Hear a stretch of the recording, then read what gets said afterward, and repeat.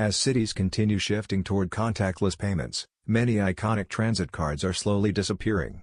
In New York City, the familiar yellow and blue MetroCard is expected to be retired, signaling the end of a symbol closely connected to daily urban life.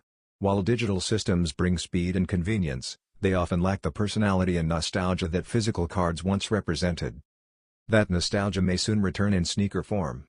Nike SB is reportedly working on a special SB Dunk Low series inspired by San Francisco's Muni Fast Pass.